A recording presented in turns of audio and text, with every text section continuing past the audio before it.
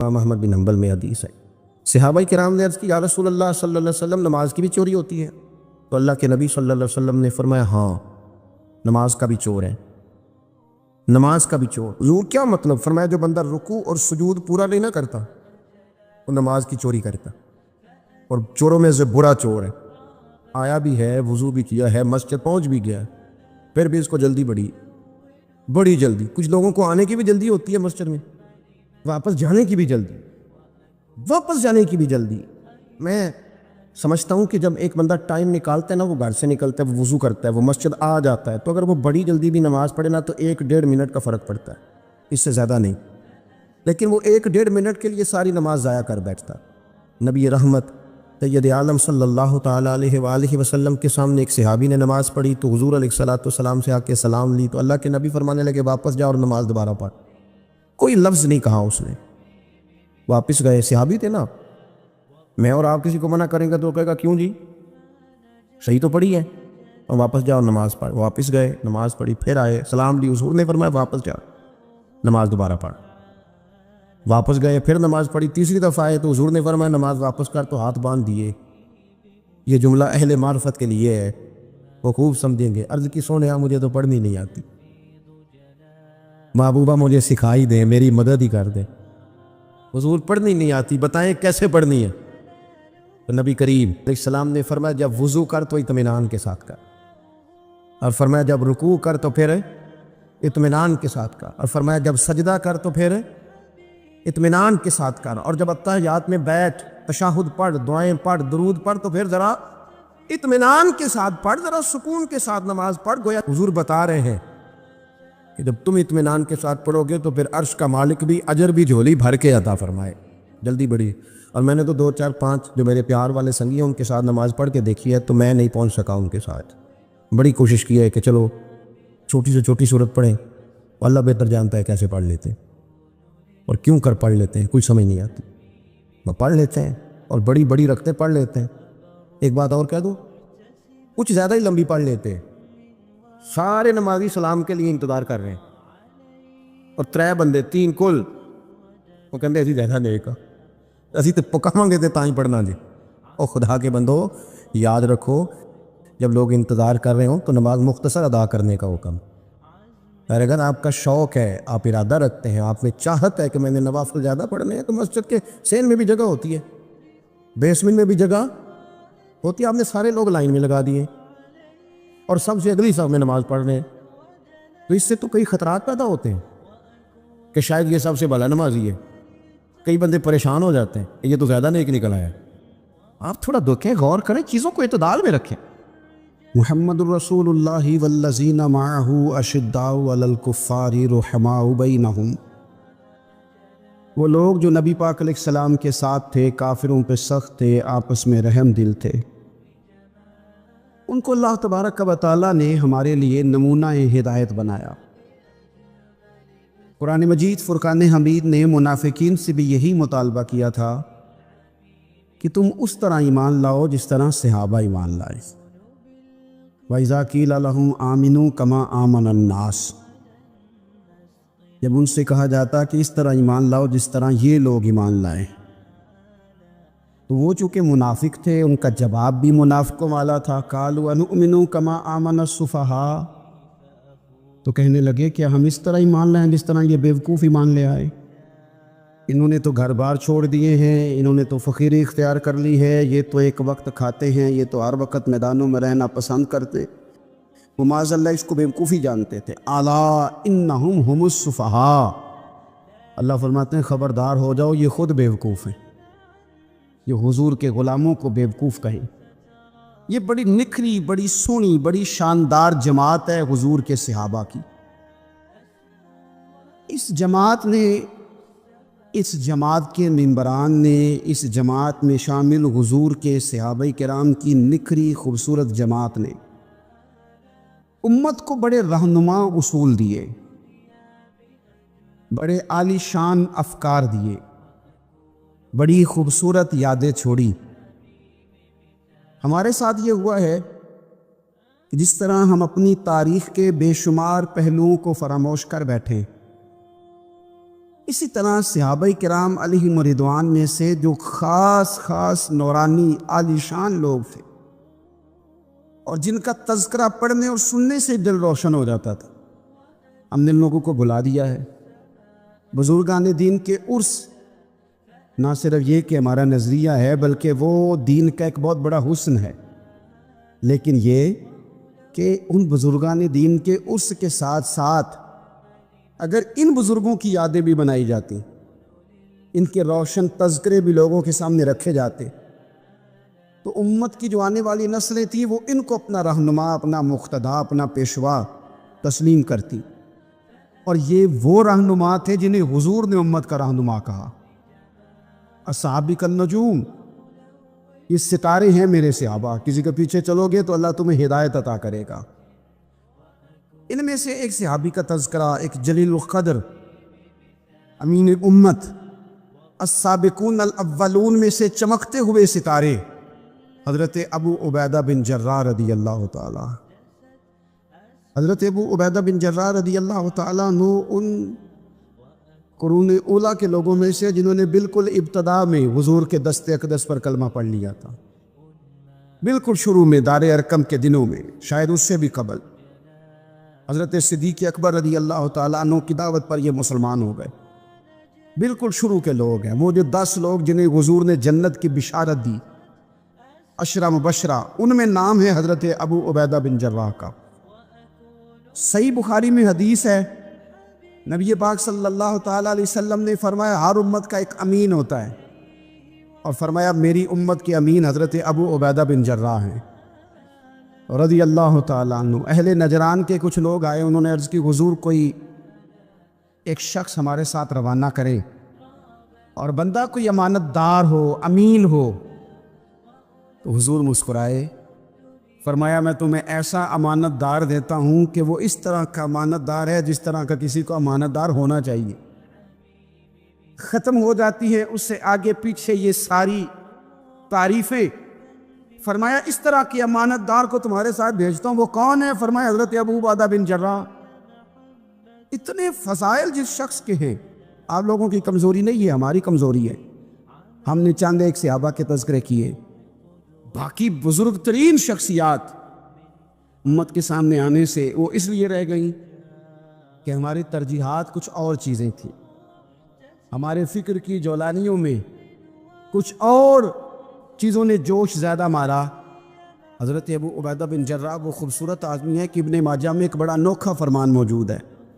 ابن ماجہ میں حضرت عائشہ صدیقہ رضی اللہ تعالیٰ عنہ سے کسی نے پوچھا کہ نبی پاک صلی اللہ تعالیٰ علیہ وسلم کو سب سے زیادہ محبوب کون ہے؟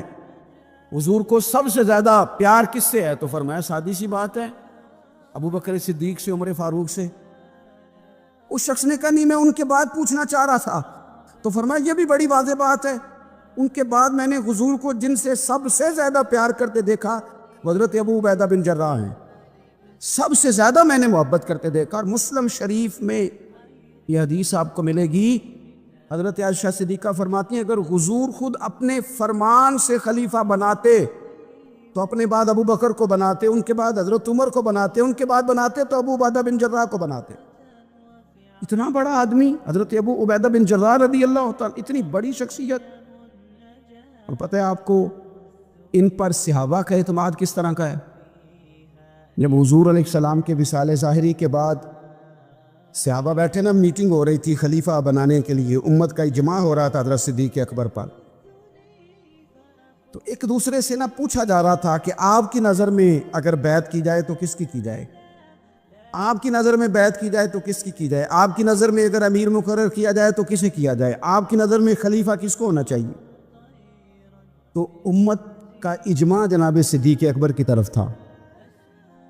تو حضرت صدیق اکبر سے پوچھا گیا آپ بتائیے اگر آپ بیعت کریں گے تو کس کی کریں گے؟ حضرت صدیق اکبر نے کہا 2 لوگوں کی، اگر حضرت عمر کو آگے لگاؤ گے تو پھر بھی میں بیعت کر لوں گا، اور اگر ابو عبیدہ بن جراح کو آگے لگاؤ گے تو میں پھر بھی بیعت کر لوں گا۔ میں ان دونوں کی بیعت کرنے کو تیار ہوں۔ یار اتنا بڑا آدمی، کتنے کو کتابیں لکھی جانی چاہیے تھی، کتنے کو دن منانے جانے چاہیے تھے، کتنے کو ان کے نام ہمیں خطبے کرنے چاہیے تھے، کتنے کو تذکار ان ہستیوں کے ہونے چاہیے، حضرت عمر فاروق رضی اللہ تعالیٰ عنہ کا وصال ہو رہا ہے، کیونکہ جناب ابو عبیدہ بن جراح رضی اللہ تعالیٰ عنہ پہلے وصال فرما گئے تھے، تو جناب عمر فاروق رضی اللہ تعالیٰ عنہ کا وصال ہو رہا ہے۔ کسی نے کہا کسی کو خلیفہ نامزد کر دیں، فرمایا 6 لوگوں کی میں نے کمیٹی بنا لی ہے، کسی کو بنا لینا۔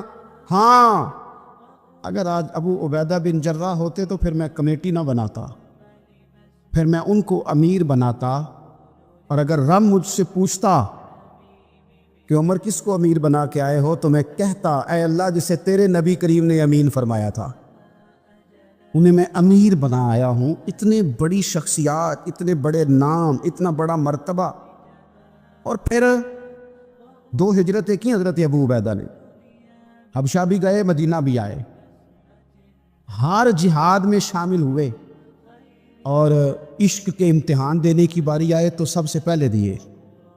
زرہ کی 2 کڑیاں ٹوٹ کے احد کے میدان میں حضور کے رخساروں میں پیوست ہو گئی تھی، دوڑ کے آئے حضرت ابو عبیدہ، اور ایک کڑی اتاری، اپنے دانت سے زور سے کھینچی تو ایک دانت ٹوٹ گیا، پھر دوسری کڑی زور سے نکالی حضور کے رخسار نور سے تو دوسرا دانت ٹوٹ گیا، لیکن حضور کی تکلیف برداشت نہیں کر سکے۔ عجیب امتحان لیا، ان کی محبت نے بھی عجیب امتحان لیا۔ اعظم بلا سے اپنی وہ ہستی ہی کیوں نہ ہو، جو چیز اس کی راہ میں حائل ہو پھونک دو۔ عجیب امتحان لیا۔ احد کے میدان میں ان کے والد ان کے مقابلے میں آ گئے تھے۔ یہاں تو مقابلہ ہوتا ہے نا دولت اور دین کا، تو لوگ کمزوری دکھا جاتے، وطن اور دین کا تو لوگ کمزوری دکھا جاتے۔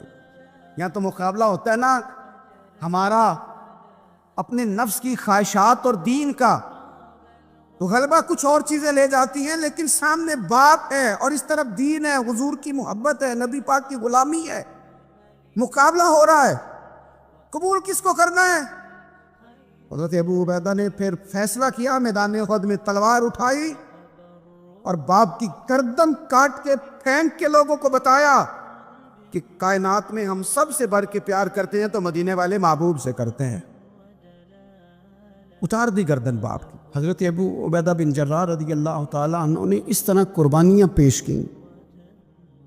میدان کے آدمی تھے، میدان میں رہے، ساری زندگی میدان میں رہے، لشکروں کی قیادت کی ساری زندگی۔ حضرت ابوبکر صدیق رضی اللہ تعالیٰ عنہ نے ان کو جہاد کے لیے بھیج دیا تھا۔ حضرت عمر کا بڑا اعتماد رہا۔ دوستی کس سے تھی؟ حضرت معاذ بن جبل سے۔ گہرے دوست کون تھے؟ حضرت خالد بن ولید۔ ان لوگوں سے گہری دوستی تھی۔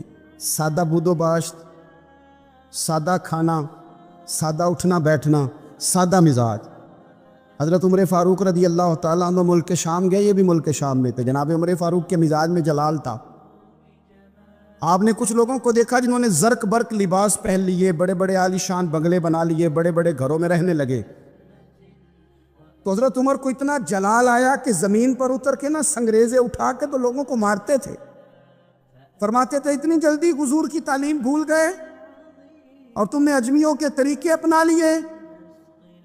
اتنی تکلیف کے ساتھ حضرت عمر گفتگو کرتے، لیکن حضرت ابو عبیدہ سے ملتے تو فرماتے یار تھوڑی روٹی بھی کھایا کر، کبھی تو بھی کپڑے بدل لیا کر۔ اتنا فقر، اتنی سادگی۔ اولین لوگوں میں سے جن کے لیے لوگ مسلمانوں کا امیر المومنین بنانے کی باتیں کر رہے ہیں، حضرت عمر ملنے گئے تو کسی چٹائی کے ٹکڑے کی تہ 2-3 لگا کے گھوڑے پہ اس کو رکھ لیا جاتا تھا سواری کرنے کے لیے تاکہ پسینہ نہ آئے۔ اسی کو اتار کے نا تو سرانہ بنا کے بیٹھے لیٹے ہوئے زمین پہ۔ حضرت عمر ملنے گئے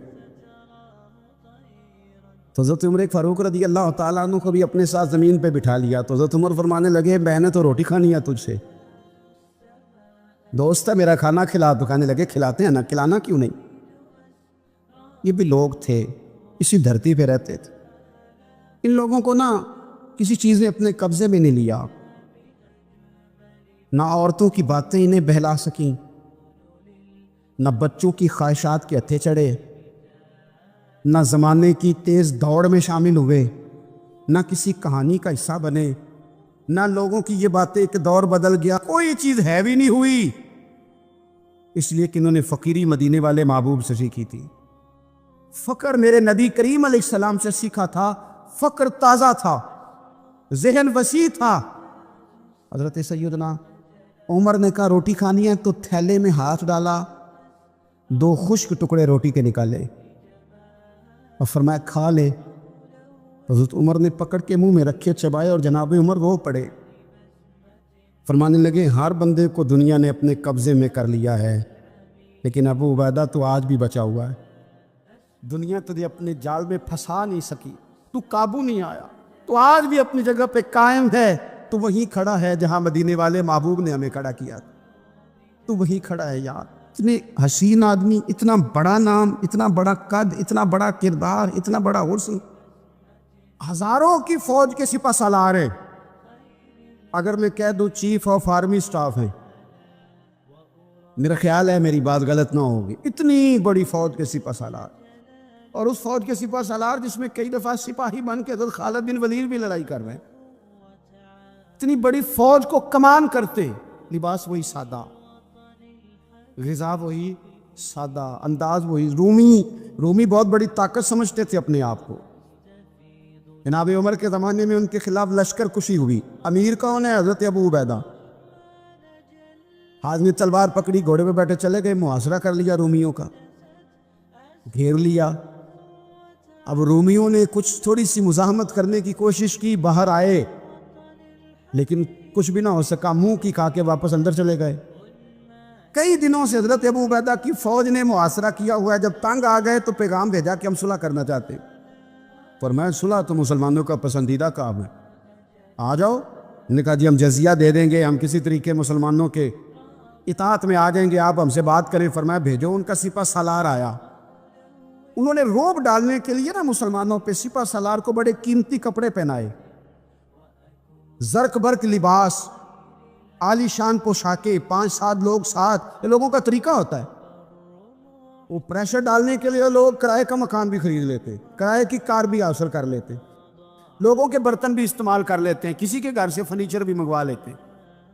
تو آپ نے نا وہ زرق برق لباس پہنے ہوئے ان لوگوں کو آتے دیکھا.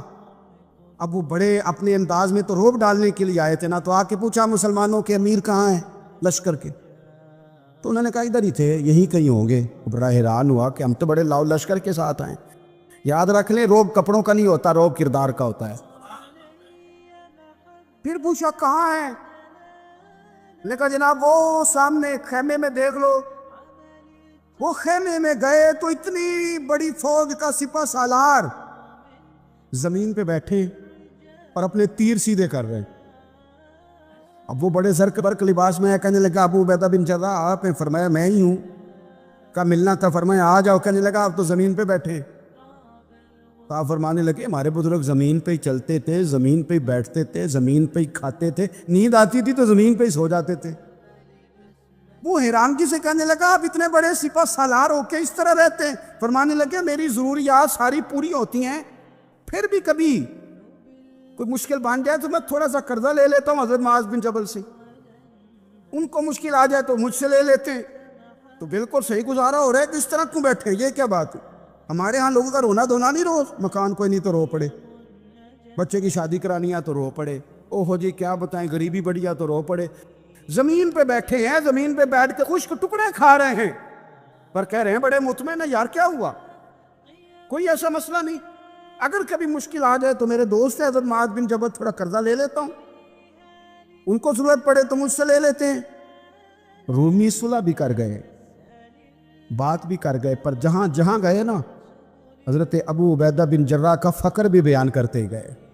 ہندوستان میں مسلمانوں نے ہندوؤں کو دیکھا کہ وہ مہندی کی رسم کرتے ہیں, اس پر پھر اتنی زیادہ توجہ لوگوں کی بڑھ گئی کہ وہ باقاعدہ شادی کا حصہ بن گئی, باقاعدہ اس پہ بہت بڑا سرمایہ خرچ ہونے لگ گیا.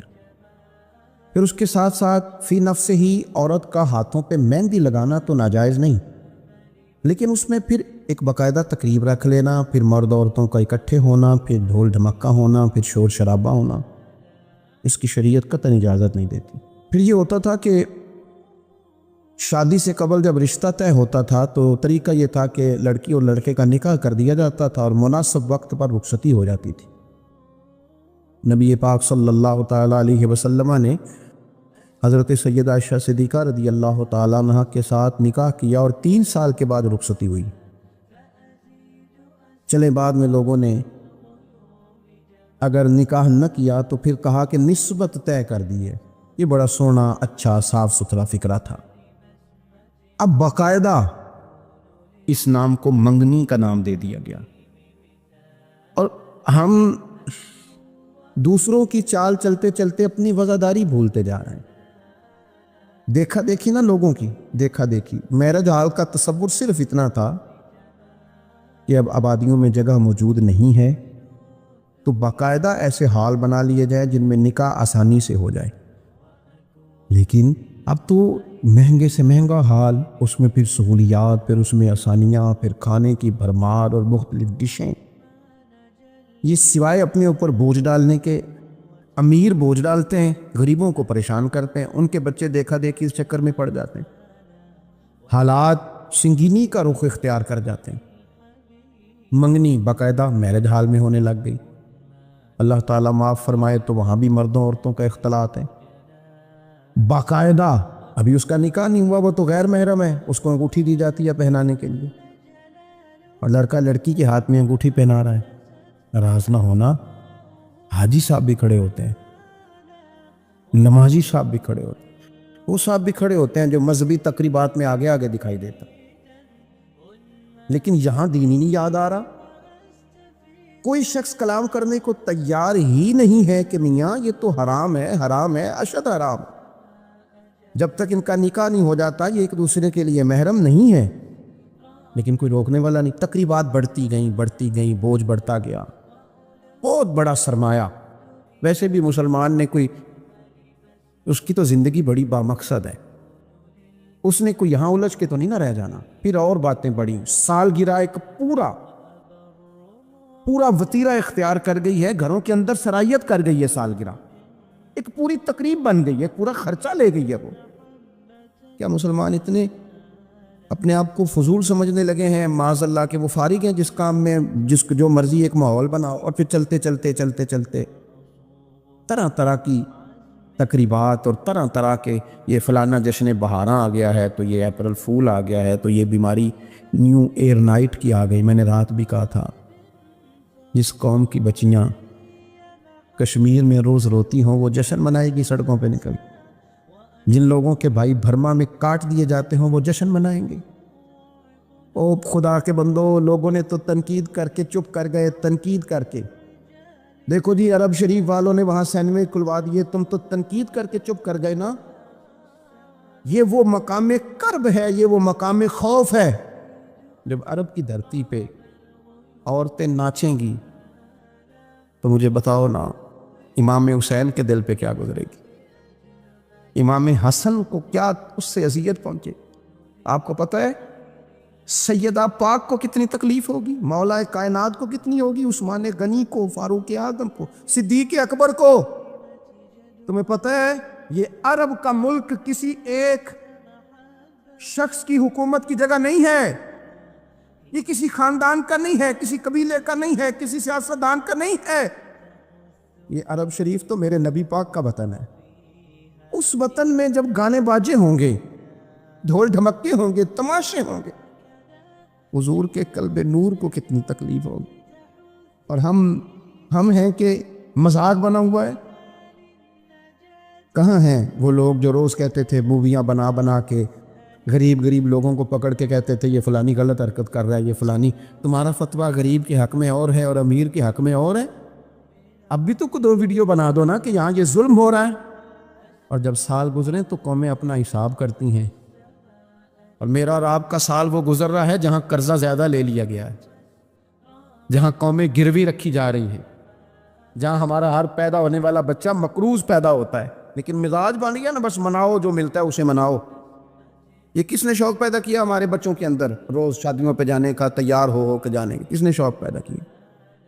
بڑوں نے، نہ مانے بزرگ، بڑوں نے شوق پیدا کیا۔ ہم نے ابلاغ اس طرح کا کیا، او کدی موقع آنا ہوں ہے انہوں بھی نہ جائیے، ورنہ ہمارے بچوں میں شوق کبھی نہ آتا۔ ہم نے ابلاغ کیا ہے، ہم نے توجہ دلائی ہے، بچے چھٹیاں کر رہے ہیں، یہ ہم پریشان ہیں ان دنوں میں، پیپر بچوں کے قریب ہیں مدرسے کے، اور چوتھے دن کو بچہ درخواست لے کے آ جاتا ہے فلانے کی شادی ہے، فلانے کی شادی ہے۔ میرے ابا جی کہا کرتے تھے، تھوڑے سے ہم بڑے ہوئے تو ابا جی شادی پہ جانا ہے تو کہتے تھے جوان منڈے دا کی کام ہے بیاہ میں تو جانے دا، ہم جائیں گے نا تو میری اماں جائے گھر رہو آرام سے۔ ہمارے پرانے بزرگ اس طرح کی تربیت کرتے، کہتے تھے تمہارا مطلب کیا، اس شادی پہ تم نے کیا کرنا ہے؟ اور یہاں سارا کام ہی بچے اور بچیوں کو دے دیا گیا، بچے اور بچیوں کو، اور تیار کر کے نہیں جاتا۔ کسی خاص جگہ پہ کوئی مجبوری ہو جائے، قربت اتنی زیادہ ہو کہ رہا نہ جائے، تو کبھی نکاح پڑھانے کے لیے جاؤں نا تو بس میرے کانوں سے آواز ٹکراتی نہیں، لیکن میں سمجھ جاتا ہوں کہ کیا باتیں گونج رہی ہیں، اور پردہ ہی کر لو تھوڑا سا۔ وہ کہتے ہیں پردہ، یہ بچی کے نکاح کی مووی نہ بنی تو فلم ہی نہیں مکمل ہوگی۔ اس خوشی کے موقع پر بھی آپ یہ کہہ رہے ہیں کہ لو جی پردہ کرو اور دوپٹہ لو، تو اتنے پیسے دیے وہ بیوٹی پارلر والے کو، وہ کدھر جائیں گے؟ کون ہیں یہ لوگ سارے؟ میں اور آپ نہیں ہیں، ہم ہی تو ہیں یہ سارے۔ یہ کس پر تنقید کر کے ہم چپ کر گئے ہیں؟ ہم سارے خود ہیں، اور ہم سب مل ملا کے سوسائٹی کا حصہ بنتے جا رہے ہیں۔ اب تو بھائی وہ مہنگے میرج ہال کے اندر جب میرج ہال لیا جاتا ہے تو ایک سمت عورتیں ایک سمت مرد، اور بیچ میں پردے کا بندوبست بھی نہیں کرایا جاتا، چونکہ یہ تو دکھیا نوس لوگ ہیں، یہ پردہ کراتے ہیں۔ وہ کہتے ہیں لو اتنی تیاری کی، کپڑے دکھانے کس کو ہیں؟ تم پردہ کرا رہے ہو، خدا سے ڈرے۔ مسلمان ان ابس کاموں کے لیے نہیں ہے، تو اونچے مقاصد کے لیے آیا۔ تو دیکھنا تیری تو بڑی عظمت ہے، کنتم خیر امۃ اخرجت للناس تأمرون بالمعروف وتنہون عن المنکر۔ تجھے تو بھیجا تھا کہ تو دنیا میں خیر عام کرے گا، برائی کا ہاتھ تھامے گا۔ تو کہاں الجھ کے رہ گیا؟ اپنی تقریبات پر تھوڑی توجہ دیں۔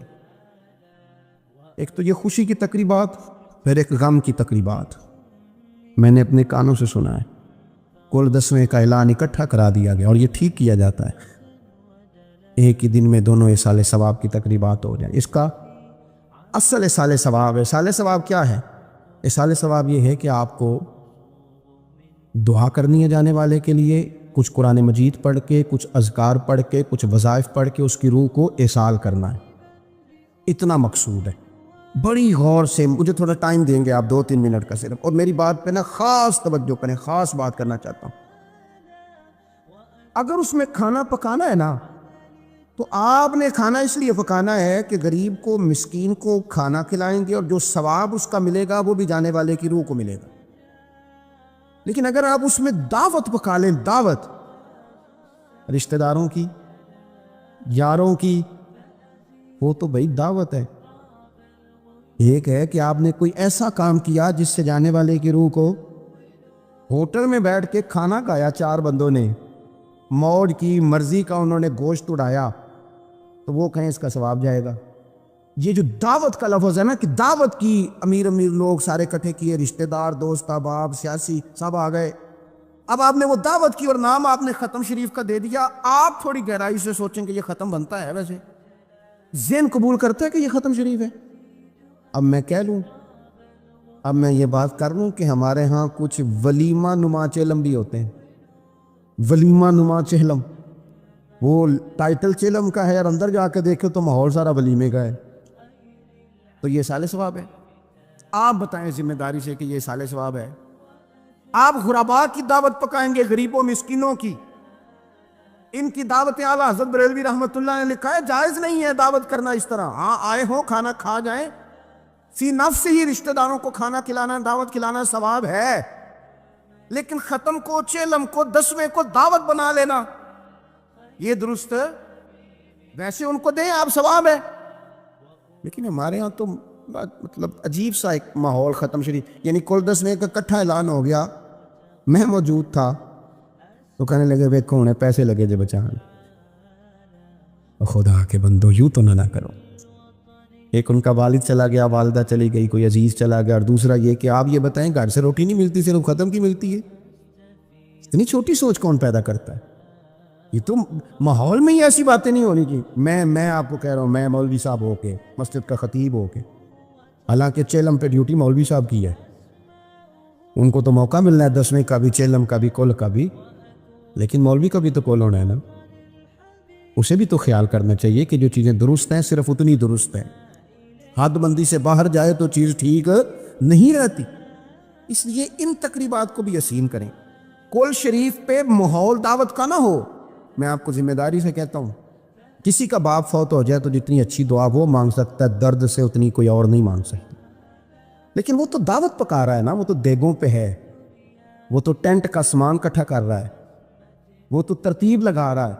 اور میں ذمہ داری سے کہتا ہوں, کل سے پہلے 10ویں کے بعد چیلم کے بعد بیٹوں کی لڑائی ہوتی ہے کہ خرچہ زیادہ آیا تم حصہ نہیں پورا دے رہے. یہ سال ثواب ہے. تیرے تمہیں 25,000 ہے, تیرے تمہیں 30,000 ہے, یہ سال ثواب ہے. یہ غلط چیز ہے, کیونکہ آپ ایک ماحول ہے دعوت کا, ایک ماحول ہے دعا کا. ان دونوں میں فرق ہے. جہاں دعا کا ماحول ہوگا نا, وہاں نہیں یہ ٹینٹوں کا چکر, روٹیوں کا چکر, یہ آنے جانے والوں کا چکر, میرج حال, وہاں نہیں. وہاں تو لوگ قرآن شریف پڑھیں گے, وہاں تو گھر والے بھی بیٹھ کے تسلی سے تسبیح کریں گے, اور پھر تسلی سے آنسوں سمیت رب کی بارگاہ میں دعا کریں گے. دعوت اور دعا کا ماحول ہی الگ الگ ہے.